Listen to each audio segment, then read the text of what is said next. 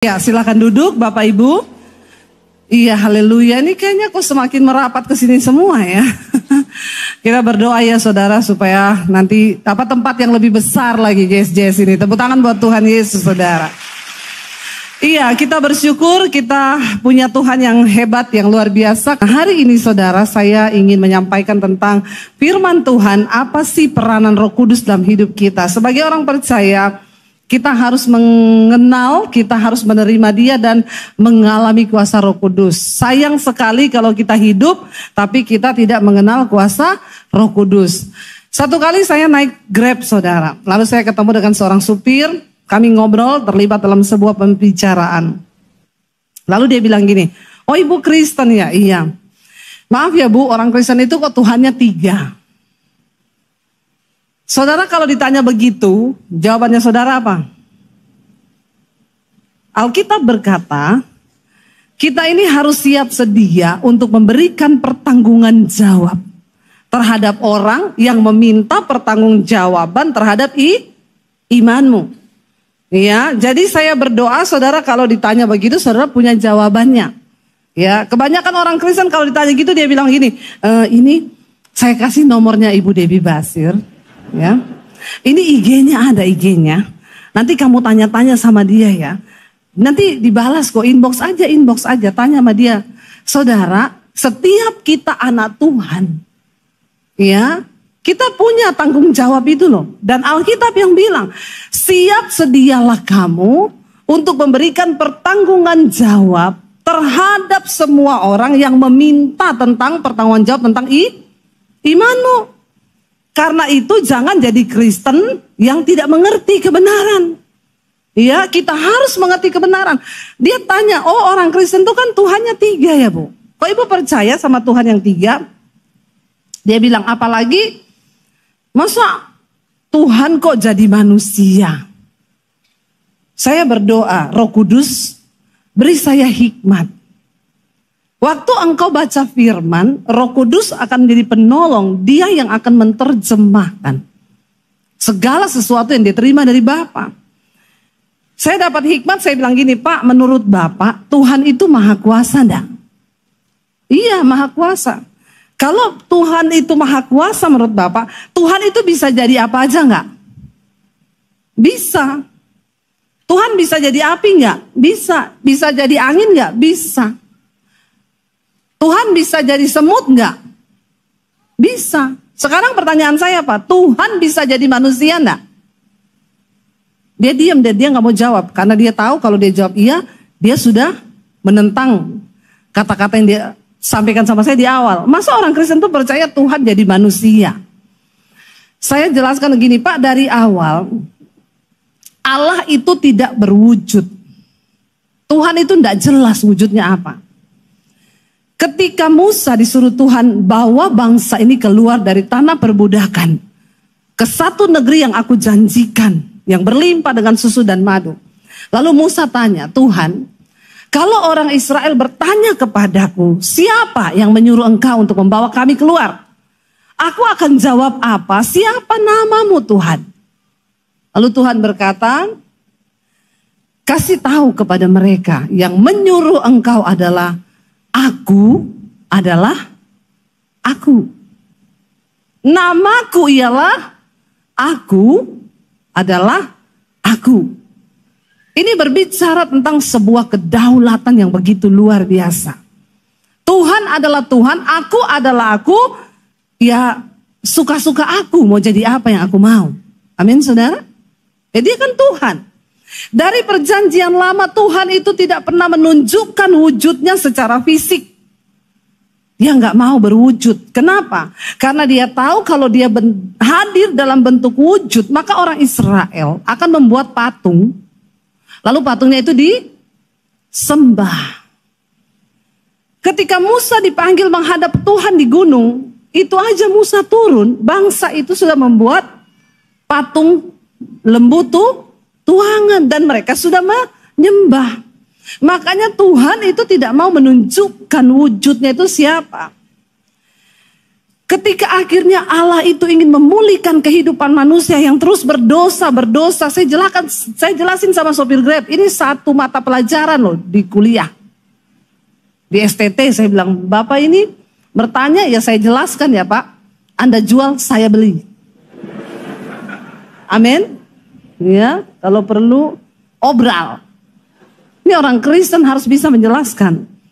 Saya bilang, lalu Tuhan itu kan manusia jatuh dalam dosa, kan Bapak percaya kan dosa Adam toh Pak? Hawa, iya percaya, saya tahu itu. Dari situ manusia berdosa dan dosa itu membawa kutuk bagi manusia. Tuhan kirim nabi-nabinya berbicara, Tuhan kirim Musa untuk menuliskan hukum-hukumnya. Tapi mana ada manusia yang peduli? Mereka nggak percaya. Nabi dibunuh, orang-orang utusan Tuhan dibunuh. Sampai akhirnya Tuhan, saya tanya Bapak, Pak, kalau Bapak lihat ada semut mau jatuh ke jurang api. Semut ini jalan terus mau jatuh ke jurang api. Terus Bapak bicara sama semut, saya tanya Pak, semutnya ngerti nggak apa yang Bapak maksud? Ya enggak lah Bu, orang saya manusia itu semut. Nah supaya semutnya ngerti apa yang Bapak ngomong, itu gimana? Ya saya harus jadi semut. Tuhan itu berbicara kepada manusia itu nggak ngerti-ngerti. Lalu dia berinisiatif, Allah yang maha besar itu harus turun ke dalam dunia, berbicara kepada manusia, dia harus menjadi manusia. Supaya manusia mengerti tentang jalan yang akan diajarkan.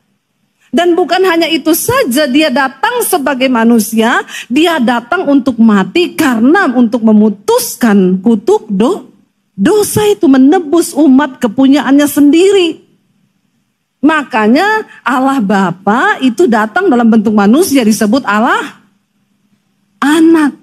Di dalam Kristus Yesus Tuhan. Ketika Yesus sudah mati, dia menampakkan diri kepada murid-muridnya. Dia harus naik ke surga, balik ke surga. Karena Yesus memang rumahnya di surga. Dia bukan dari bumi. Hanya orang yang pernah datang dari surga yang dapat menunjukkan jalan ke surga. Lalu dia naik ke surga, tapi dia bilang, aku tidak meninggalkan engkau sebagai yatim piatu. Dia sayang kepada umatnya, karena itu kalau aku pergi, aku akan mengirim seorang penolong bagimu. Tapi kita bersyukur Yesus naik ke surga. Kalau Yesus nggak naik ke surga, maka kita kalau mau ketemu Yesus harus pergi ke Yerusalem. Maka laku, untunglah semua travel. Ya, pergi ke Yerusalem semua. Yesus naik, tapi rohnya dia beri bagi setiap saudara dan saya. Itu yang akan menuntun kita. Karena itu kita nggak perlu pergi ke Yerusalem. Rohnya itu memenuhi seluruh umat manusia di seluruh bumi. Itu yang disebut Allah Roh Kudus. Allah Bapa, Anak, dan Roh Kudus. Jadi saudara kalau ditanya sama orang sudah mengerti ya, lulus dapat ijazah 1. Harus mengerti dasar-dasar iman. Nah Roh Kudus datang itu yang pertama untuk apa saudara? Mari kita lihat bersama Injil Yohanes 16 ayat yang ke-8. Kita baca ini fungsi Roh Kudus dalam kehidupan orang percaya. Yang pertama dikatakan, baca 1, 2, 3, dan kalau ia datang, ia akan menginsyafkan dunia akan dosa, kebenaran, dan penghakiman. Yang pertama fungsi Roh Kudus dalam kehidupan orang percaya, dia menginsyafkan kita akan dosa. Saudara, dalam hidup ini setiap hari kita ini pasti tergoda untuk berbuat dosa. Siapa yang tiap hari bikin dosa? Angkat tangan. Yang tidak bikin dosa pulang saja. Ya, berarti semua sudah kudus. Kita ini semua tiap hari bikin dosa loh. Ya, saya bikin dosa enggak? Bikin dosa. Kadang jengkel sama suami. Kadang saya lihat Ira mukanya marah-marah. Ya, Ira ini ngapain sih sama saya, kok sirik banget ya. Itu saya sudah berdosa. Padahal memang Ira kan mukanya begitu ya. Dia marah, dia senyum sama aja, memang begitu toh. Jadi kan harusnya saya nggak usah khawatir, nggak usah sirik gitu ya. Tapi ketika saya saja sudah berniat atau berprasangka dalam hati sudah, Ira ini ya sirik nih sama saya.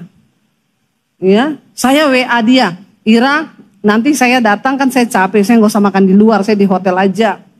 Saya minta bungkusin nasi aja taruh di hotel. Dia balas, iya Bu, apalagi ayamnya jangan 1, 2 lah ya. Dibalas sama Ira, boros-borosin uang gereja Bu. Kepahitan enggak saya? Cuma minta tambah ayam 1. Dia jawab, boros-borosi uang gereja. Ya, saya bilang potong aja di PK. Ya, kebangetan ya saudara ya. Nah kalau saya tersinggung, saya marah itu saya sudah berdosa loh. Nah di hidup ini kan kita nggak bisa mengendalikan orang itu bersikap seperti yang kita mau toh. Amin ibu-ibu. Kita pengennya suami itu bangun pagi, peluk kita, cium kita, ngomong kamu cantik deh. Pret. Ya. Bapak-bapak berharap bangun pagi sudah dalam nama Yesus aku damai sejahtera pagi ini bangun. Begitu bangun lihat istri cerewet, damai sejahteranya hilang gak Pak? Coba bapak-bapak jawab. Hilang gak damai sejahteranya? Ini bapak-bapak sini semuanya luar biasa ya. Kayaknya maksud perkumpulan istri, ikatan suami takut istri ya. Bilang aja iya gitu biar enteng. Istrimu bisa hilang damai sejahtera enggak? Kamu lihat istri bisa enggak hilang damai sejahtera? Enggak usah takut Pak ngomong, oh iya. Enggak ada yang mau ngomong loh. Ya, berarti bapak-bapak di sini semua damai sama istri ya. Ih, luar biasa jemaat GSJS ini ya. Kalau gitu mari kita tutup dalam doa. Dan enggak usah khotbah aja, semua sudah bertobat kok. Orang tua kita ini pengennya hidup damai. Tapi bisa nggak anakmu itu membuat kehilangan engkau damai sejahtera?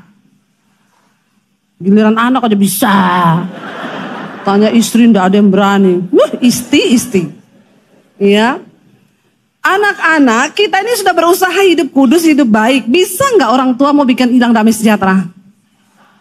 Anak-anak kompak semua ya.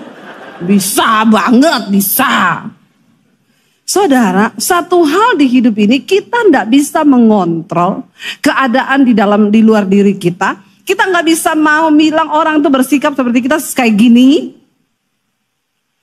Tapi setidaknya waktu kita bikin dosa yang tidak kita sengaja, Roh Kudus itu akan menginsyafkan kita dari dosa. Sehingga walaupun kita kepleset, marah, habis itu cepat-cepat, oh iya dalam nama Yesus lah. Ya enggak usah lah kayak gitu-gitu. Udah aku enggak mau. Roh Kudus itu adalah roh kebenaran. Makanya tadi saya bilang kalau kita ini ada dalam Roh Kudus enggak mungkin lah saudara. Ya kita betah tinggal dalam dosa berlama-lama. Enggak mungkin kita melakukan keinginan-keinginan daging itu. Karena hidup kita sudah dipimpin oleh roh. Mari buka bersama Roma pasal yang ke-5. Roma 5 mulai ayat yang Roma 8 ayat 5 saudara. Roma 8 ayat 5 berkata begini, kita baca sama-sama. Sebab mereka yang hidup menurut daging memikirkan hal-hal yang dari daging. Mereka yang hidup menurut roh memikirkan hal-hal yang dari roh. Kalau kita hidup menurut roh yang kita pikirkan itu, piye ya aku ini berkenan sama Tuhan ya. Piye ya hidupku ini biar makin lama makin bener. Ya gimana ya supaya damai sejahteraku itu terus ada ya.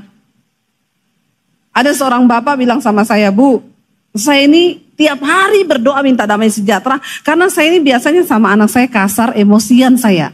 Saya tuh gak sabar sama anak. Lagi saya berdoa begitu ya Bu, bangun pagi jam 10 saya dapat berita yang bikin saya emosi. Akhirnya saya maki-maki orang. Padahal habis itu saya merasa berdosa. Tuhan, aku ini kan lagi berdoa. Minta sabar. Kenapa orang bikin saya emosi? Saya bilang sama dia. Waktu kamu berdoa minta sabar. Maka Tuhan akan kirim orang yang bikin kamu emosi. Tapi Alkitab bilang harap tenang. Ada ujian. Amin. Ya, kita dulu kalau ujian di sekolah kan ditulis di papan gede, harap tenang ada ujian. Benar Alkitab bilang di dalam tinggal tenang itu terletak kekuatanmu. Nah waktu kita berdoa minta sabar, ada orang bikin kita emosi, tenang dalam nama Yesus. Tuhan, aku berdoa jaga hidupku, beri aku ketenangan. Kalau kau berdoa minta sabar, ya enggak mungkin lah Tuhan kirimi orang yang bikin kau sabar. Terus orang itu datang senyum. Yaitu kau tidak terlatih, tidak teruji. Tapi ketika kau berdoa minta sabar, berjaga-jaga loh, maka Tuhan akan kirim orang yang bikin emosi. Tapi kau bilang, dalam nama Yesus, ujian ini, kalau aku lulus, aku jadi orang yang sabar. Dalam nama Yesus, aku berkati kau. Amin saudara. Roh Kudus itu yang akan mengingatkan bagi kita. Waktu kita kepleset bikin dosa pun dia akan ingetin. Kamu kan tadi belum tak sabar. Kenapa kamu terpancing emosi? Ampuni aku Tuhan, besok lagi tak ulangi. Dalam nama Yesus aku besok jadi sabar. Saudara, arahkan pikiranmu pada perkara-perkara rohani. Jangan yang dipikir duniawi terus, daging terus. Galatia pasal 5 berkata, sebab keinginan daging itu telah nyata, yaitu percabulan, kenajisan, hawa nafsu, nafsu jahat, iri hati, kebencian, dendam, keserakahan, dan rupa-rupa kecemaran ada dalam daging kita. Barang siapa yang hidup menurut daging, dia pasti binasa dan tidak mendapat bagian dalam kerajaan Allah.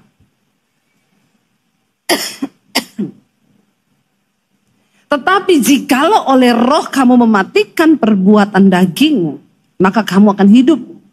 Makanya dikatakan di situ, barang siapa hidup dipimpin daging, dia memikirkan perkara-perkara yang dari daging. Ayat 6, karena keinginan daging adalah apa? Maut, tetapi keinginan roh adalah hidup dan damai sejahtera. Kita mau tahu nih hidup kita ini dipenuhi Roh Kudus atau tidak? Cuma satu, enggak usah saudara. Kalau orang bahasa roh, dipenuhi Roh Kudus, belum tentu. Ya, belum tentu. Ya, karena banyak orang aneh-aneh juga sekarang. Ya, belum apa-apa sudah kepenuhan roh, saudara. Orang yang dipenuhi Roh Kudus itu enggak dilihat dari bahasa roh yang kenceng. Ketemu orang, ya, apa di, bukan itu orang kepenuhan Roh Kudus. Kalau kau hidupmu dipenuhi dengan damai sejahtera, itu tanda yang sangat nyata bahwa hidupmu dipenuhi oleh Roh Kudus. Tadi saya cerita, saya kesini sama sopirnya, Bu, saya nggak usah lewat jalan besar, kita lewat perumahan ya Bu. Oh iya nggak apa-apa Pak, yang penting cepat sampai. Saya lihat itu rumah-rumah mewah. Ih keren banget ya. Ada rumah yang satu blok itu kayaknya 6 rumah jadi satu rumah. Gede banget lagi. Saya bilang, sultan bener ya orang Surabaya ki akeh wong sugih-sugih. Sultan tenan. Saya bilang sama suami saya, gila tuh rumah, keren banget saya. Tapi kemudian ada suara dalam hati saya begini. Rumah sebesar itu, pertanyaannya, ada damai sejahtera nggak orang yang tinggal di situ? Lalu saya bilang sama suami, pertanyaannya bukan soal rumahnya mewah loh. Ada damai sejahtera nggak ya orang-orang yang tinggal di situ? Sopirnya nyeletuk, ya harusnya ada ya Bu ya. Saya bilang, harusnya Pak. Iya kalau rumahnya sebesar itu harusnya ada, enggak loh Pak. Karena uang, kekayaan tidak menjamin damai sejahtera. Damai sejahtera hanya kita dapatkan waktu hidup kita dipimpin oleh Roh Kudus. Sayang banget kan orang tinggal di rumah mewah tapi nggak ada damai sejahtera. Saya dulu diceritain ya, teman saya itu Bu, rumahnya mewah banget Bu, tapi istrinya udah 3 kali percobaan bunuh diri. Tinggal di rumah sebesar itu. Pernah iris nadi, pernah minum racun tapi nggak mati. Ya, kalau saya pindah di kos-kosan tapi ada damai sejahtera tuh. Benar saudara, tidak menjadi jaminan. Orang itu tinggal begitu tapi kalau nggak ada damai sejahtera, buat apa? Roh Kudus itu memberi damai sejahtera. Nggak usah bangga kita punya harta, kita punya segala kemewahan. Kalau nggak ada damai sejahtera, itu nol saudara, nggak ada apa-apanya. Kita sedang tertipu dengan hidup ini. Jangan bangga kau punya pabrik banyak, kau punya gedung banyak, kau punya rumah mewah. Alkitab berkata semua harta tidak akan berguna pada hari penghakiman. Tidak akan berguna harta itu. Makanya yang kayak jangan sombong. Kalau hidupmu nggak ada damai sejahtera, kau sedang tertipu dengan dunia ini. Amin saudara. Ya, coba lihat rumah tanggamu damai nggak? Kehidupanmu dengan anak-anak ada damai nggak? Atau tiap hari ribut berantem? Tapi yang heran setiap minggu ke gereja juga. Puji Tuhan lah ya masih ke gereja, bukan ke tempat yang lain. Tapi kalau ada Roh Kudus dikatakan sebab Roh itu adalah hidup dan damai sejahtera. Ayat 7, sebab keinginan daging adalah apa saudara? Perseteruan dengan Allah. Sebab keinginan daging adalah perseteruan dengan Allah karena ia tidak takluk kepada hukum Allah. Hal ini memang tidak mungkin baginya. Orang yang hidup dipimpin oleh daging berseteru dengan Allah. Apa itu perseteruan? Bermusuhan dengan Tuhan. Hati-hati saudara, kalau engkau menjadi Kristen tapi kau hidup terus mengikuti keinginan dagingmu, amarah, percabulan, ya percederaan, roh pemecah, segala rupa-rupa kejahatan, engkau dalam posisi bermusuhan dengan Tuhan. Dan orang kalau bermusuhan dengan Tuhan tidak mungkin hidupnya ada damai sejahtera. Tidak mungkin saudara.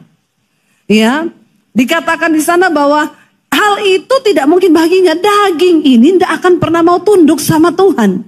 Daging ini tidak akan pernah bisa tunduk di dalam kebenaran. Karena itu memang tidak mungkin baginya, kata Alkitab. Baca ayat yang berikutnya. Mereka yang hidup dalam daging apa? Tidak mungkin berkenan kepada Allah. Jadi perkenanan Tuhan itu adalah waktu kita hidup dipimpin oleh Roh. Kita menjadi tawanan Roh. Kita nggak ngikuti keinginan daging. Seringkali waktu ikut Tuhan ada banyak hal yang harus kita tanggalkan dari hidup ini. Dan itu tidak enak. Saya nih loh, berapa hari lalu ngomong ke suami. Aku ini sekarang keinginanku yang paling besar, kamu tahu apa saya? Pengen pergi ke air terjun di Curug. Pengen duduk di bawah air terjun itu sambil lihat pohon-pohon, mendengarkan kicauan burung. Itu yang aku pengenin sekarang ini, hanya itu. Terus suami saya tanya, ya pertanyaannya kapan? Saya bilang, iya besok saya pelayanan di Cepu, KKR di Cepu. Lusa saya ngajar di sekolah Alkitab. Lusa lagi udah ada pelayanan.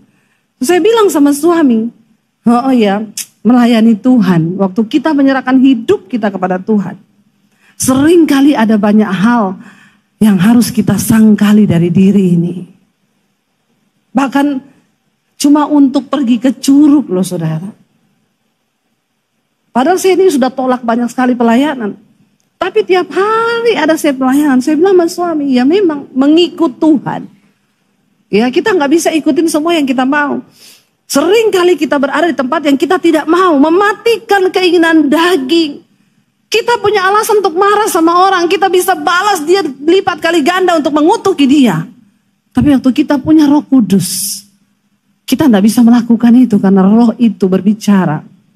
Makanya kalau ada hamba Tuhan yang begitu rakus, begitu kepengen, ya saling serobot pelayanan, saling serobot gereja. Saya tuh kadang mikir ya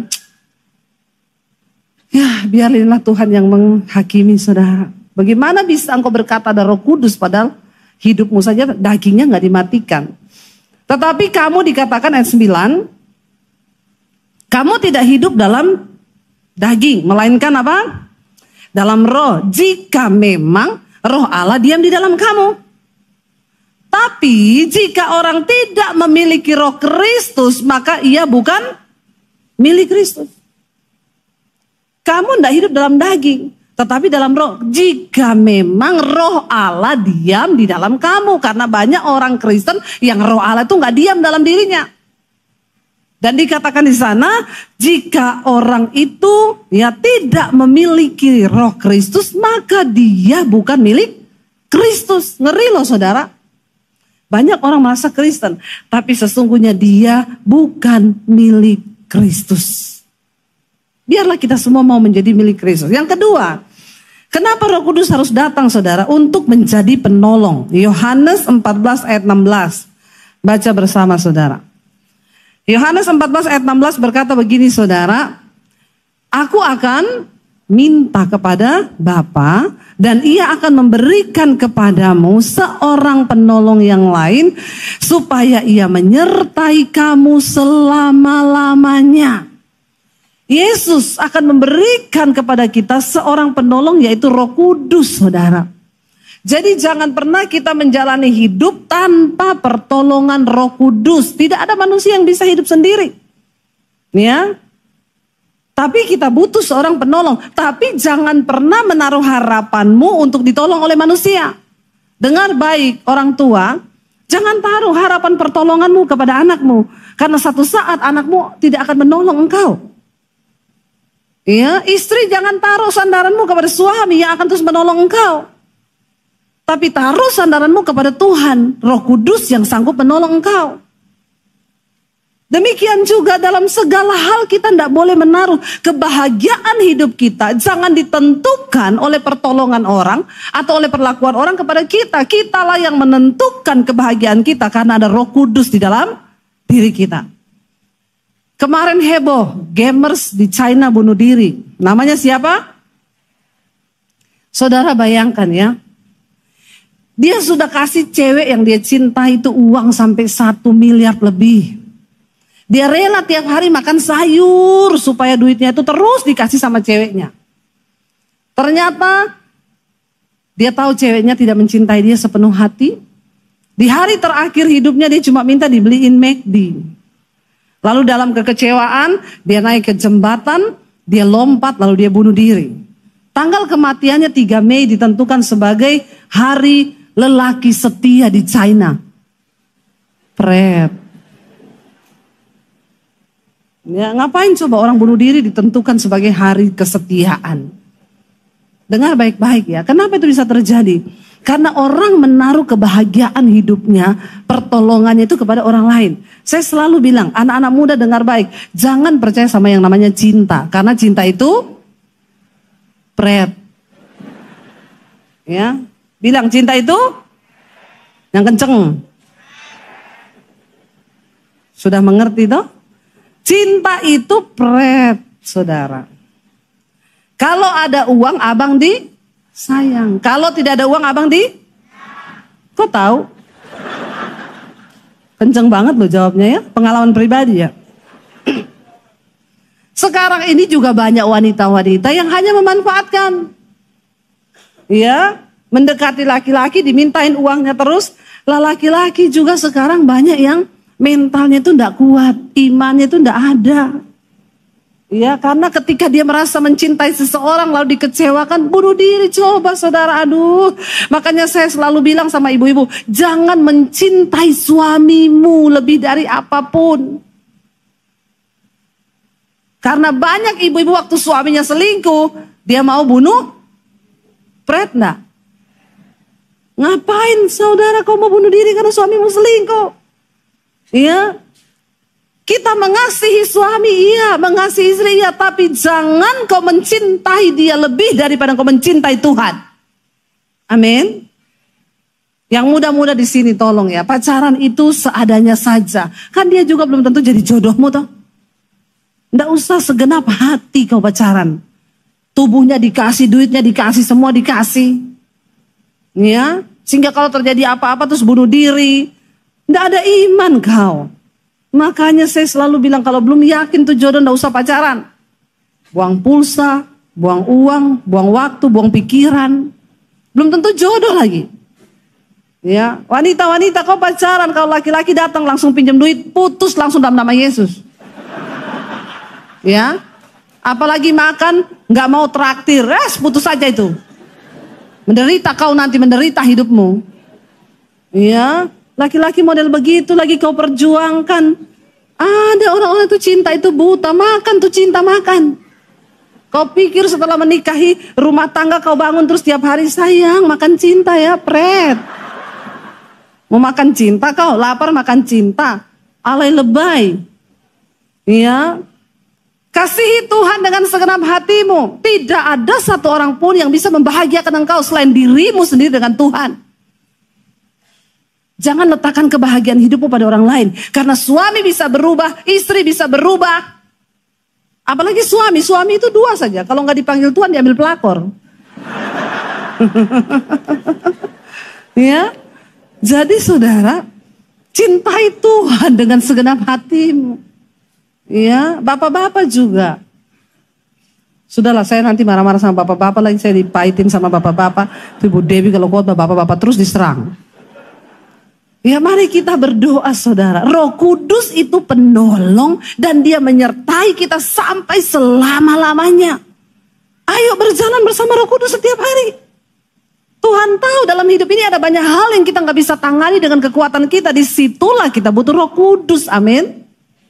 Ya, kalau engkau ada masalah, Roh Kudus tolong aku, Roh Kudus. Dalam bisnismu, dalam pernikahanmu, dalam apa aja, anak-anak muda, dalam sekolahmu. Saya bilang sama anak saya, kamu, anak saya, mam stres nih besok mau ujian. Siapa yang suruh kau stres? Kalau kau stres, kau kurang mengandalkan Tuhan. Berdoa kau duduk di kaki Tuhan. Ya, belajar, berdoa. Kalau kau sudah belajar, sudah, jangan stres. Mau ujian, jerawat keluar semua, bisul keluar semua. Stres gak anak-anak muda ini? Saya bilang, mami itu gak suruh kau juara 1 di kelas. Gak usah nak, gak usah. Yang penting kau mengerti nilai kehidupan. Ya, bukan soal nilai di sekolah, toh itu gak menjamin kesuksesan. Kalau kau ngerti nilai kehidupan karena Roh Kudus mengajarimu, itu sukses di hadapan Tuhan, amin. Ya, libatkan Roh Kudus. Saya dulu pernah dengar kesaksian seorang ibu, anak saya bu ikut masuk akpol, berdoa bu, saya kaget, anak saya ini nilainya jelek, lah kok mau masuk akpol itu kan pilihan terbaik. Saya takut ya bersaksi sini nanti dipikir akpol tuh masuk orang yang tidak pintar ya. Tapi dia berdoa saudara, waktu lulus waktu tes terakhir matematika, mamanya bilang pasti dia tidak lulus ini. Dia berdoa, Roh Kudus saya ini tidak tahu apa-apa Tuhan. Tapi saya mau ujian, saya percaya Roh Kudus beri hikmat. Ya itu kan cuma lingkar, kali, silang, dijawab-jawab. Ya, begitu keluar saudara, nilainya nomor 3 tertinggi. Maknya tanya, kok bisa? Aku yang tidak tahu. Nah, itu Roh Kudus, Roh Kudus. Nah, Roh Kudus itu. Akhirnya lulus saudara. Sekarang sudah lulus, sudah punya jabatan. Loh, dalam hidup ini ada hal-hal yang kita nggak bisa kendalikan dengan kekuatan kita. Orang tanya sama suami saya, Pak, kasih tips dong gimana biar YouTube itu cepat berkembang. Itu Bapak pakai peralatan apa? Gimana suami saya dan saya jawab, kita ini nggak punya tips apa-apa, nggak ada. Loh kita ini loh orang nggak ngerti YouTube, nggak ngerti media. Loh suami saya itu nggak pernah syuting. Ya, coba kami ini mengalir dengan Roh Kudus saja. Kita nggak pernah iklan di mana-mana. Saya nggak suruh orang-orang iklanin channel saya. Kalau hari ini seperti ini itu karena Roh Kudus yang bekerja. Amin. Anak-anak muda, ya, ke depan ini dunia akan semakin sulit loh. Saya kemarin dilihatin suami saya ini loh. AI itu saudara, salah satu kecanggihan teknologi. Pada tahu nggak AI itu apa? Jangan saya ngomong pada nggak ngerti. Aduh, sia-sia saya bicara di sini. Anak-anak muda pulang kau jelaskan sama makmu ya.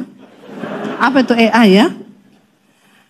Perkembangan teknologi yang bisa menggantikan semua keahlian manusia. Saudara, kemarin suami saya tunjukin. Saya coba kamu lihat ini, AI bikin lagu. Yang bikin lagu itu dari robot elektronik itu dia bikin lagu, dia catat lagu, dia ciptakan lagu, dia yang bikin aransemen musiknya, dia yang nyanyi. Memang udah benar-benar ya dunia sekarang.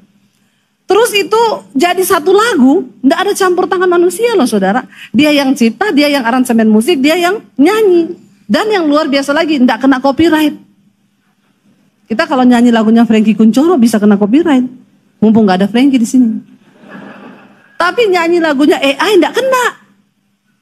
Ya, lalu suami saya coba, dia ketik di situ, coba bikinin aku syair lagu rohani. Keluar loh. Di dalam kegelapanku engkau Tuhan hadir, maka dari situ aku mendapat kekuatan. Dia tulis saudara. Ada orang tanya sama saya, Bu Dewi, di luar negeri beberapa gereja sekarang yang khotbah itu sudah AI bukan manusia.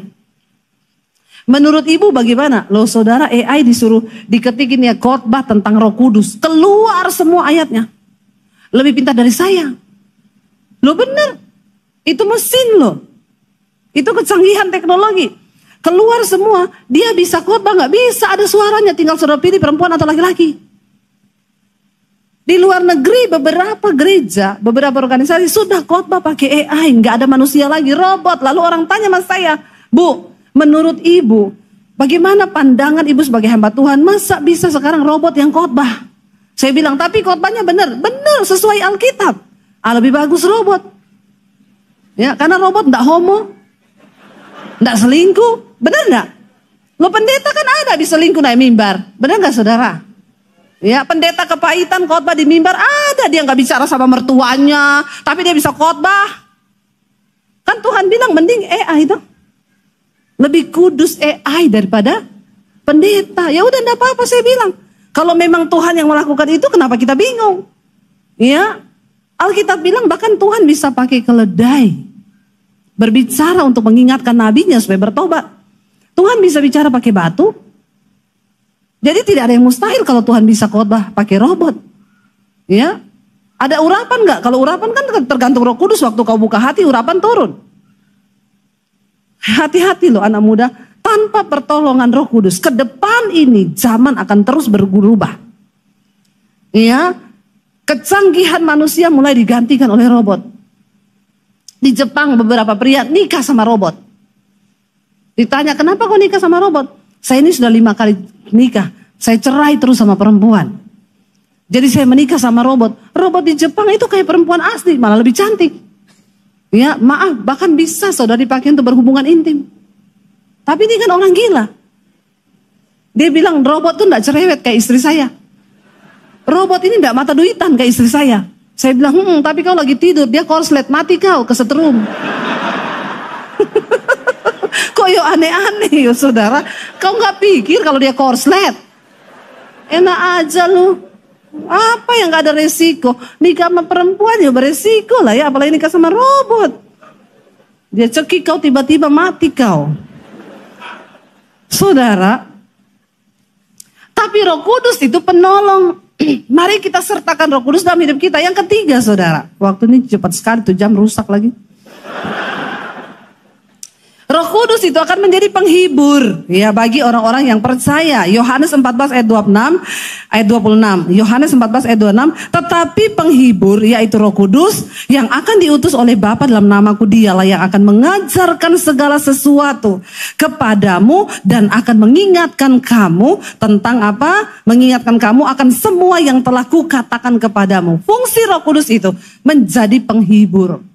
Tuhan tahu kita ini akan seringkali mengalami yang namanya kesedihan. Tapi kalau kita punya Roh Kudus saudara, istri-istri kau ndak usah sedih memikirkan suamimu. Ya, kadang kita ini kalau salah paham sama suami, kita duduk di tempat tidur sambil menangis berharap suami datang dari belakang dan peluk kita dan belai-belai rambut kita. Ya ndak ibu-ibu?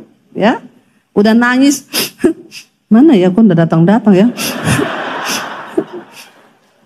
Ya.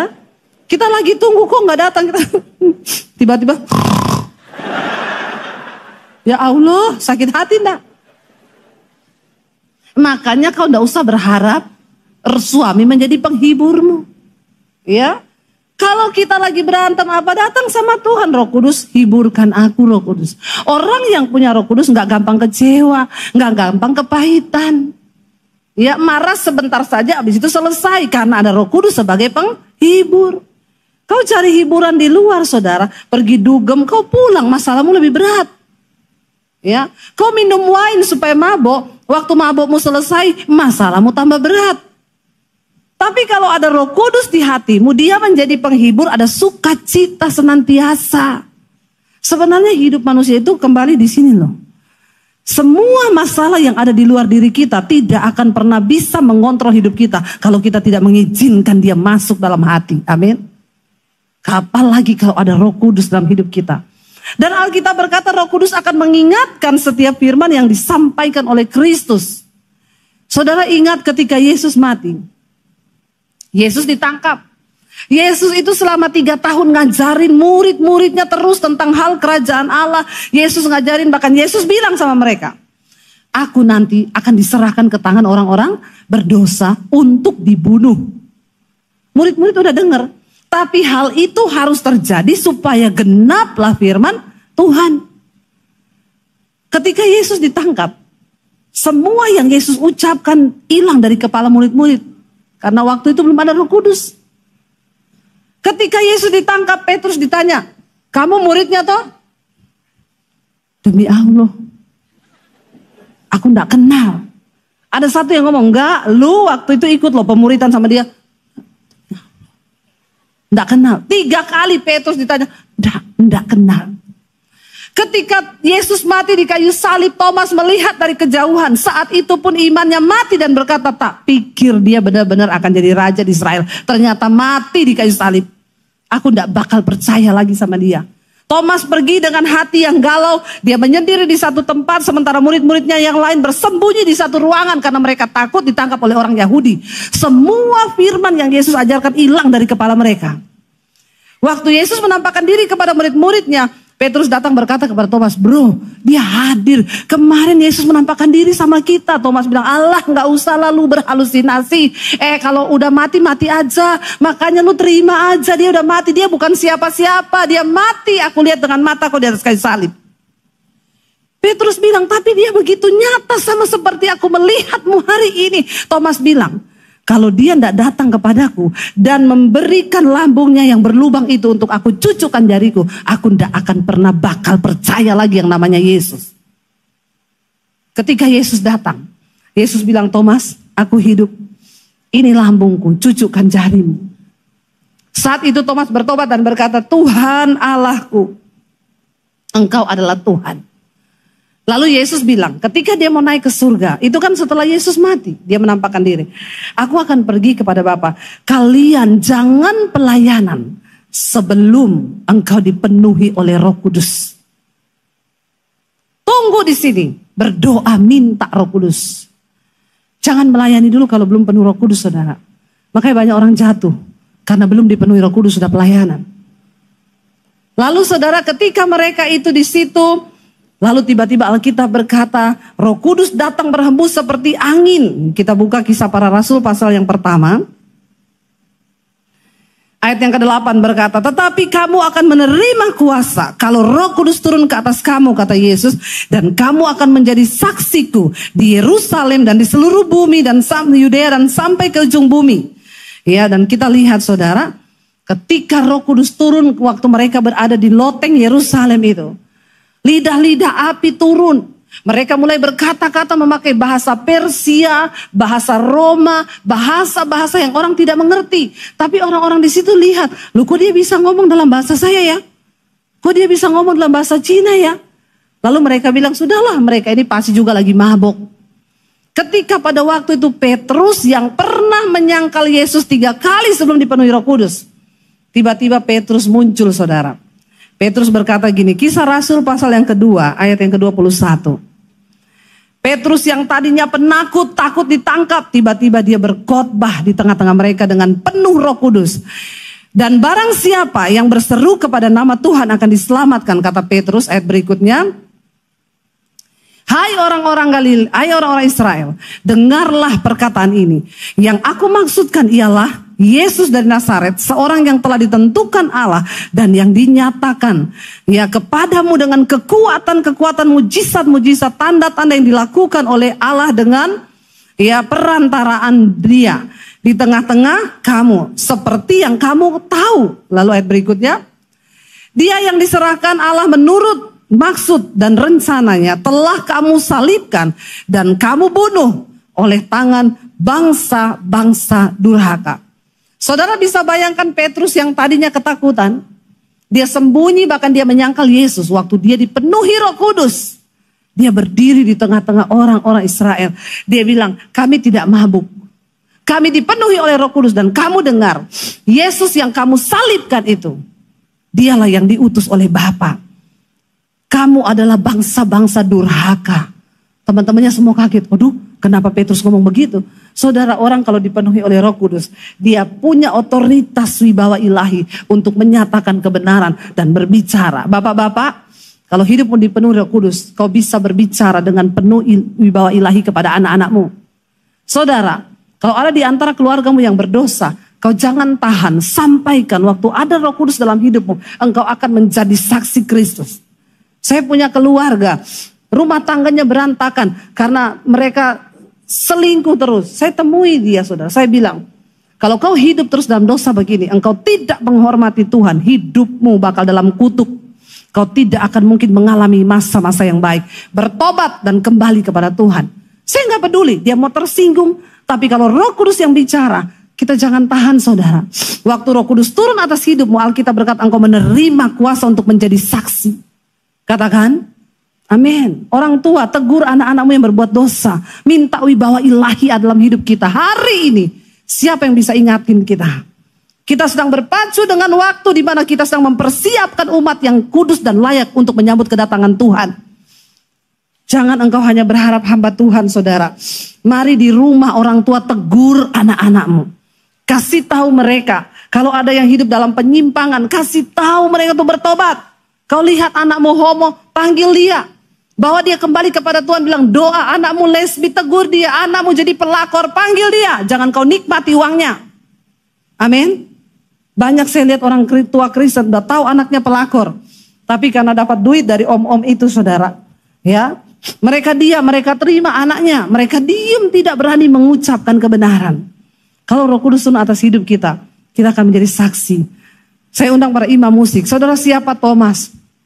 Thomas orang yang pernah berkata, aku tidak akan percaya lagi kepada Yesus. Tapi waktu Roh Kudus turun atas Thomas, Thomas memulai pelayanan. Dia pergi ke Iran. Injil pertama kali masuk di Iran, di Irak, sampai ke daerah India. Beberapa gereja didirikan atas pelayanan Thomas di sana. Bahkan kita tahu di pengakhir hidup Thomas, dia menyerahkan nyawanya untuk pemberitaan Injil. Tidak ada ketakutan. Waktu Roh Kudus turun dalam hidup kita, kita menerima kuasa itu. Saudara, apa yang sedang engkau takutkan hari ini? Waktu kau punya Roh Kudus akan menolong kita untuk melewati masa demi masa. Hari-hari terakhir kita sedang berdiri hari-hari ini. Kita tidak tahu apa yang akan terjadi. Orang-orang muda masa depan ini akan terus berputar. Keadaan bergulir. Perubahan demi perubahan terjadi. Tapi waktu engkau memberikan hidupmu kepada Roh Kudus, dia akan menjadi penolong. Kuncinya satu, supaya kita mengalami kuasa Roh Kudus. Buka hatimu bagi Tuhan.